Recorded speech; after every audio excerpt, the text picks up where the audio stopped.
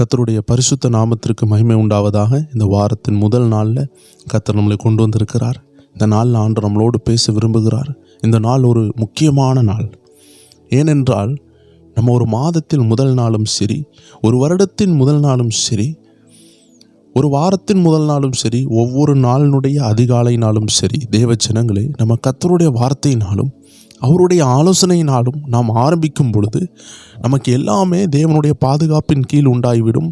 எல்லாமே பாதுகாப்பின் கீழ் வந்துவிடும். தேவனுடைய ஆலோசனை வந்துவிடும். சத்ருனுடைய சதிகள் வெளிப்பட்டுவிடும். சொப்பனங்கள் மூலமாக, வெளிப்பாடுகள் மூலமாக, வார்த்தையின் மூலமாக கர்த்தர் நம்மளோடு பேசிக்கொண்டே இருப்பார். எந்த வியாகுலங்கள் உபத்திரங்கள் வரும்பொழுது இது எதற்கு வருகிறது, இது எதனுடைய உயர்வின் படி என்று ஆண்டவர் பேசுகிறதை நாம் புரிந்து கொள்ள முடியும்.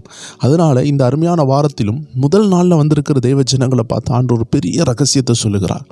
வேதத்தில் ஒரு பெரிய ரகசியம்னா, தேவ ஜனங்களே, வெற்றி சிறந்த ஒவ்வொரு தேவ பிள்ளைகளுக்கு பின்னாடி இருந்த ஒரு ரகசியத்தை தான் இன்றைக்கி நீங்கள் பார்க்க போகிறீங்க. இதுதான் ஏசாயா 41 10வது வசனத்தினோட முதல் வரி. இன்றைக்கி ஆண்டவர் சொல்லுகிறார், நீ பயப்படாதே, டு நாட் ஃபியர். பயப்படாதேன்னு சொல்லுகிறார். மரண வியாதிகள் மத்தியில் இருக்கிறாங்க ஜனங்கள். கைகால் பலவீனத்தோடு இருக்கிறாங்க. பேரலைஸ் ஆகி இருக்கிறாங்க. என்னை யார் கடைசி வரை கவனிப்பான்னு இருக்கிறாங்க.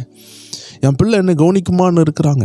எனக்கு ஒரு நல்ல எதிர்காலம் கிடைக்குமான்னு இருக்கிறாங்க. நல்ல வருமானம் கிடைக்குமான்னு இருக்கிறாங்க. ஆனால் ஆண்டோடைய வேதம் சொல்லுகிறது, நீ பயப்படாதேன்னு சொல்லுகிறார். ஏன் தெரியுமா தேவ ஜனங்களை? நான் உனக்கு உதவி செய்வேன், ஒத்தாசை செய்வேன், அதெல்லாம் அவர் சொல்லலை. ஃபஸ்ட்டு அவர் சொல்கிறார், நீ பயப்படாத.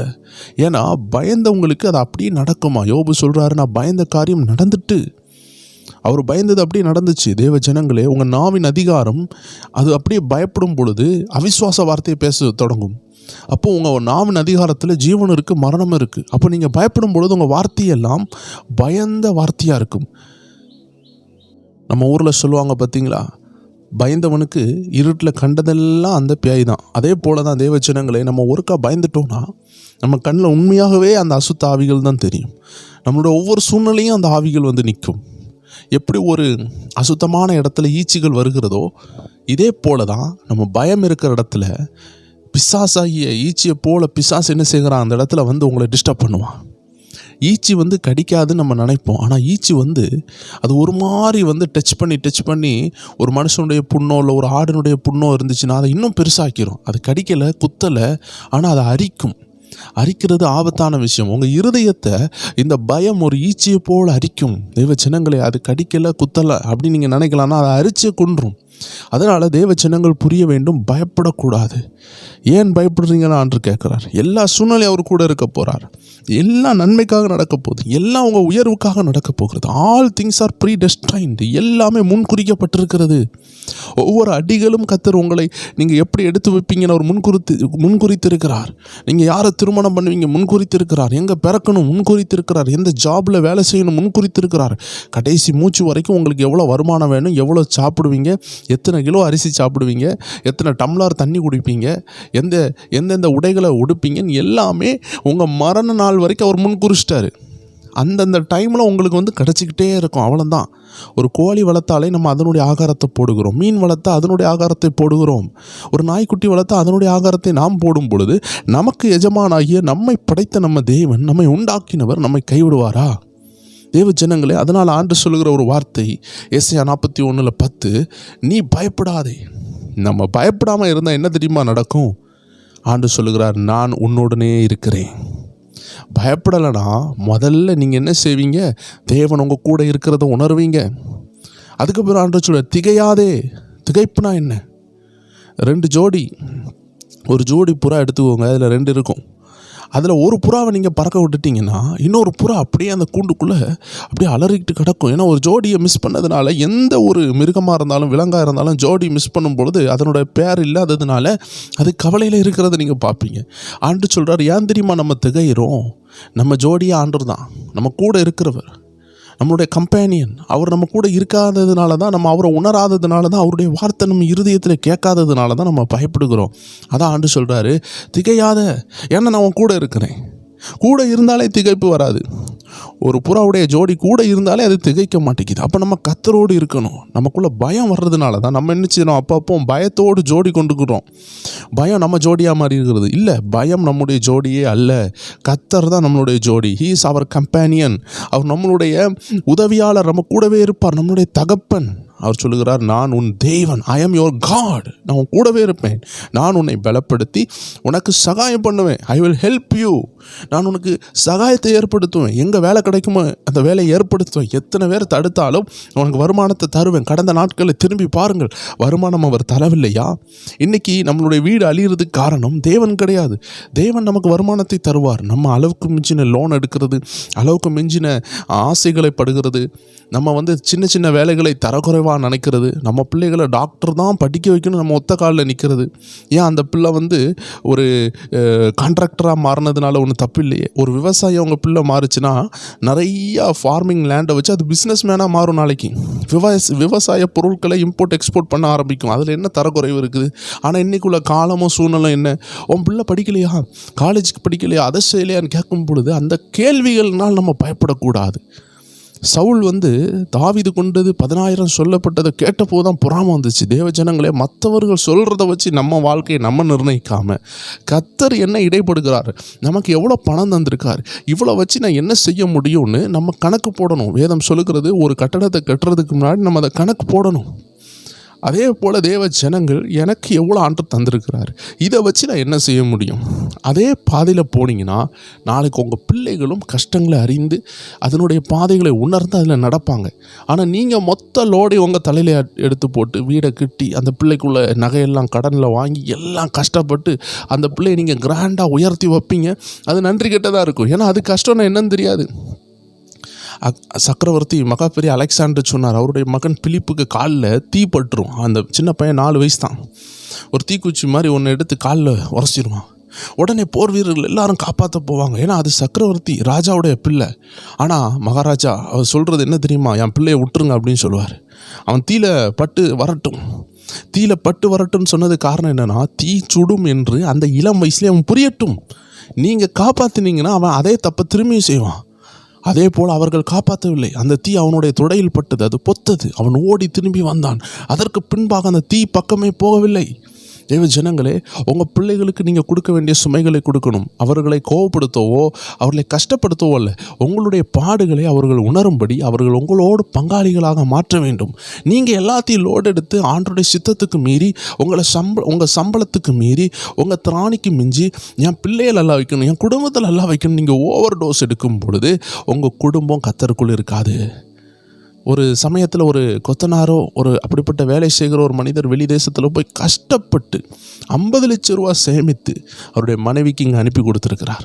கிட்டத்தட்ட ஒரு 5 வருஷமாக அவர் இந்த ஊரில் இல்லாமல் அவர் கஷ்டப்பட்டு 4 வருஷம் போல் அவர் சேமித்து கொடுத்த காசை இந்த மனைவி இங்கே உல்லாசமாக வேறொரு நபரோடு சேர்ந்து அந்த பணத்தையெல்லாம் நாசமாக்கி திரிந்தாள். தேவ ஜனங்கள், இதில் என்ன இருக்கிறது?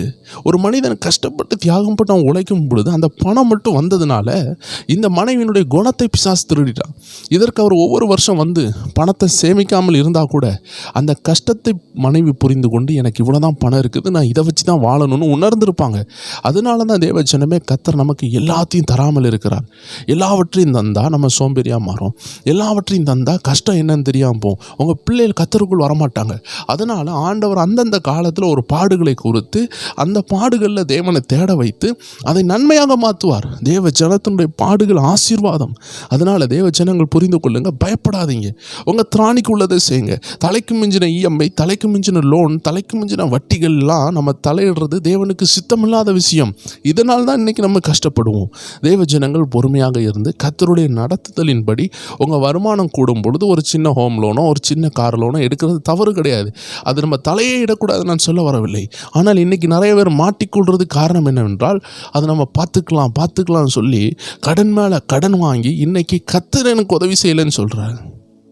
ஒரு தாயார் அழகாக சொன்னாங்க, ஊரில் உள்ள அத்தனை மரத்தையும் வெட்டிக்கிட்டு மழை வரல கடவுள் மழை தரலன்னு சொன்னால், கடவுள் மழையை பூமிக்கு கொண்டு வரக்கூடிய சகல இயற்கை வளங்களை கொடுத்தார்.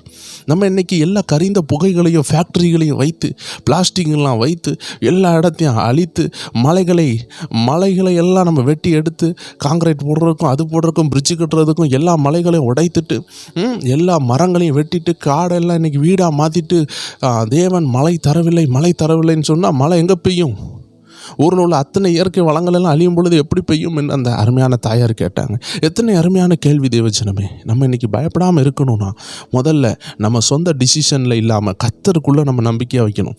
கர்த்தர் 10,000 ரூபா வருமானம் தந்தாலும் சந்தோஷமாக இருங்க. என்னுடைய வாழ்க்கையில் நான் ஆரம்ப நாட்கள் ஊழியத்தில் ₹1 கூட இல்லாமல் வந்த நாட்கள் உண்டு. என்னுடைய வேதாம கல்லூரியில் நான் 3000 ரூபா வருமானத்தில் வேலை செய்திருக்கிறேன். என்னுடைய தகப்பன்லாம் ₹5 தினமும் பேட்டாக்கெலாம் வேலை செய்திருக்கிறாங்க. தினமும் கார் ஓட்டுவாங்க, அவங்களுக்கு ₹5 கொடுப்பாங்க. சம்பளமே மிஞ்சி போனால் ஒரு ₹800 இருக்கும். இப்படிலாம் சொந்தமாக பிரம்மாண்டமாக வாழ்ந்த ஊரில் இயேசுக்காக தலை குனிந்த நாட்கள் வந்துச்சு. ஆனால் அவர் தலை குனிய மட்டும் வைக்கவில்லை, தலை குனிந்தால் தலை உயர வைப்பார். தேவஜனங்களே, நீங்கள் ஆண்டு சொல்லுகிறார், பயப்படாதீங்க. உங்கள் தலை குனிஞ்சிருக்கா, உங்கள் தலையை உயர்த்துவார். தாவீது சொல்கிறார், நான் தேவையில்லாத கர்மங்களில் என் தலையை இடமாட்டேன். I will not enter my head somewhere which I cannot. என்னால் முடியாத சில காரியங்களில் நான் தலையிட போடுறது கிடையாது. ஏன்னா அது என்னால் சுமக்க முடியாது. என்னால் பெர்ஃபெக்டாக வீடை கட்ட முடியலன்னா என் பிள்ளை எழும்பி அதனுடைய மீதியை கட்டுவான். உங்கள் வீடு இல்லை, எனக்கு நல்ல என் பிள்ளைக்கு நல்ல பொண்ணு கிடைக்காதுன்னு நினைக்கிறீங்கன்னா அந்த பிள்ளை அந்த வீடை பார்த்து தான் அந்த குடும்பம் வருது. அவங்க மனசு நல்ல மனசு கிடையாது. அதனால் தேவ ஜனங்களே, வீடு உங்களால் பாதி தான் கட்ட முடியும்னா அந்த பாதியில் இருக்கட்டும். உங்கள் பிள்ளை வளர்ந்து மீதியை கட்டட்டும். எதுனாலுமே கர்த்தர் உங்களுக்கு கொடுத்த திராணியில் நில்லுங்க. அப்போ தான் நீங்கள் பாதுகாப்பாக இருப்பீங்க. உங்கள் பிள்ளைகளும் அடுத்த லோடை எடுத்து அவங்களும் ஜெபத்தில் வளருவாங்க, கர்த்தரோடு இருப்பாங்க. ஸோ தேவ ஜனங்கள், ஆண்டவர் உங்களோடு பேசுகிறது பயப்படாதேன்னு சொல்கிறார். அப்படி நீங்கள் பயப்படாமல் கர்த்தருக்கு பிரியமாக இருந்தீங்கன்னா அவர் சொல்கிறார், நான் உன்னோடனே இருப்பேன். மோசையோடு இருந்தது போல, யோசுவாவோடு இருந்த போல ஆண்டவர் உங்கள் கூட இருப்பார். திகையாதீங்கன்னு சொல்கிறார். நான் உன் தேவன்னு சொல்கிறார். நான் உன்னை பலப்படுத்தி உனக்கு சகாயம் பண்ணுவேன்னு சொல்லுகிறார். என் நீதியின் வளகரத்தினால் உங்களை தாங்குவேன்னு சொல்லுகிறார். நிச்சயம் தாங்குவார். அதை ஒவ்வொரு பேரும் காண்பீர்கள். எல்லாரும் ஜெபிப்போமா? அவர் நம்மளை நீதியின் வலது கரத்தினால் தாங்க போகிறார். நம்ம குடும்பத்தை தாங்க போகிறார். ஒவ்வொரு பேரையும் தாங்குவார். நன்றி ஆண்டவரே, எங்களை தாங்குகிறதற்காக நன்றி. இந்த ஜெப நேரத்தின் மூலமாக இந்த சத்தத்தை கேட்டுக்கொண்டிருக்கிற ஒவ்வொரு ஜனங்களையும் நீர் தாங்க போகிறதுக்காக நன்றி. தாய் சுமக்கிறது போல, ஒரு தகப்பன் சுமக்கிறது போல நீங்கள் சுமக்க போகிறதுக்காக நன்றி அப்பா. ஒவ்வொரு பேரையும் ஆசீர்வதிங்க. என்னென்ன தேவைகளோடு இருக்கிறாங்களோ அதையெல்லாம் நிறைவேற்றி கொடுங்க. உங்கள் கரங்களில் அர்ப்பணிக்கிறோம். இயேசு கிறிஸ்துவின் நாமத்தில் ஜெபிக்கிறோம் எங்கள் ஜீவனுள்ள நல்ல பிதாவே. ஆமேன், ஆமேன், ஆமேன். கர்த்தர் உங்களை ஆசீர்வதிப்பார். ஜெப நேர குடும்பத்தார் எல்லாருக்கும் அன்பின் வாழ்த்துக்கள். இன்று இரவும் நம்மளுடைய ப்ரேயர் டைம் சேனலில் நல்ல ஒரு ஆவிக்குரிய ஆராதனை ஜெபம் உண்டு. தேவஜனங்கள் கலந்து கொள்ளுங்கள். இந்த வாரத்துக்கு தேவையான மன்னாவை கர்த்தர் தருவார். உங்களை நடத்த போகிற பாதையில் உள்ள ஆவிக்குரிய ரகசியங்களை பேசுவார். திங்கள் முதல் வெள்ளிக்கிழமை உள்ள எல்லா ஆவிக்குரிய உபதேசங்கள், ஆவிக்குரிய ரகசியங்களை பெற்றுக்கொள்ளுங்கள். நம்ம ப்ரேயர் டைம் வாட்ஸ்அப் சேனலோடு இணைந்திருங்க. கர்த்தர் உங்களை ஆசீர்வதிப்பாராக. இரவு உங்களை சந்திப்போம். God bless you.